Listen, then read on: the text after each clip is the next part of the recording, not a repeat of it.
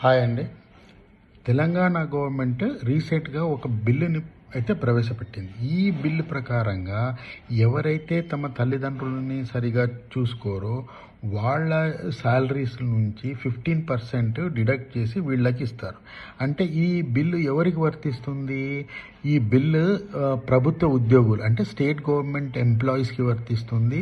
తర్వాత వచ్చేసి ప్రైవేట్ ఎంప్లాయీస్కి, తర్వాత వచ్చేసి ఈ ఎమ్మెల్యేస్కి, ఎంపీలకి, ఈవెన్ సర్పంచులకి కూడా ఈ బిల్లు వర్తిస్తుంది. ఎక్సెప్ట్ సెంట్రల్ గవర్నమెంట్కి ఇది వర్తించదు.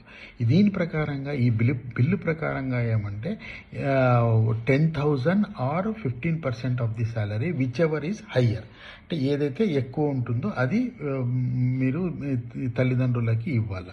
దీనికి ఇది ఎవరంటే ఎవరైతే తల్లిదండ్రులు అంటే ఎవరైతే బాధ్యతలు ఉంటారో వాళ్ళు కలెక్టర్కి కంప్లైంట్ చేయాలన్నమాట. ఆ కంప్లైంట్ మీద విచారణ జరిపి వాళ్ళు 15% డిడక్ట్ చేసి తల్లిదండ్రులకు ఇస్తారు. ఇది కొత్త చట్టం ఏం కాదండి. ఈ చట్టము సెంట్రల్ గవర్నమెంట్ ఎంప్లాయీస్కి వర్తించదు. ఎందుకంటే సెంట్రల్ గవర్నమెంట్ ఆల్రెడీ ఒక ఇది ఇచ్చిందనమాట.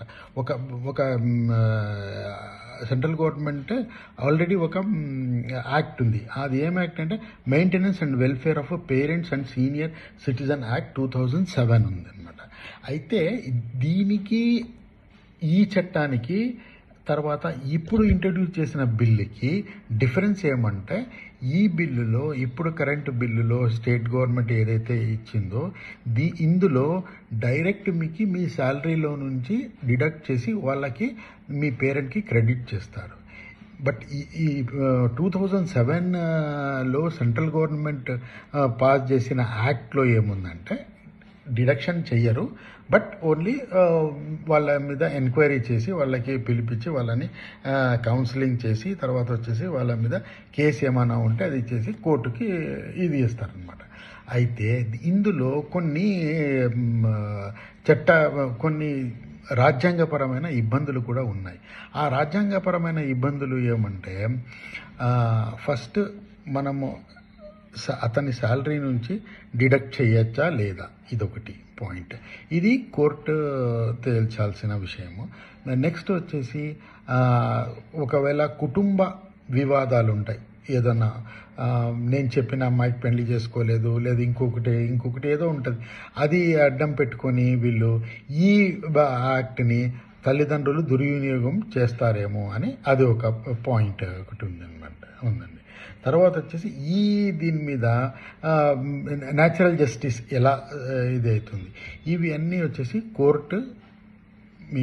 కోర్టులో ఇవన్నీ ఇది తేలుతుంది.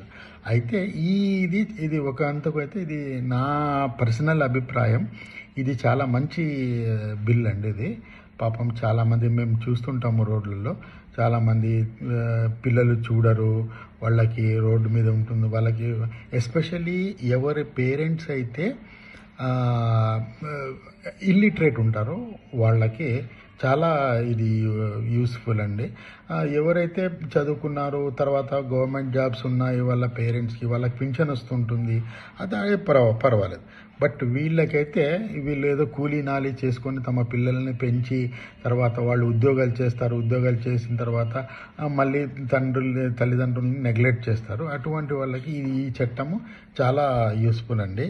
ఇంకా ఈ చట్టం మీద మీ అభిప్రాయం ఏముందో మాకు కామెంట్ ద్వారా చెప్పగలరు.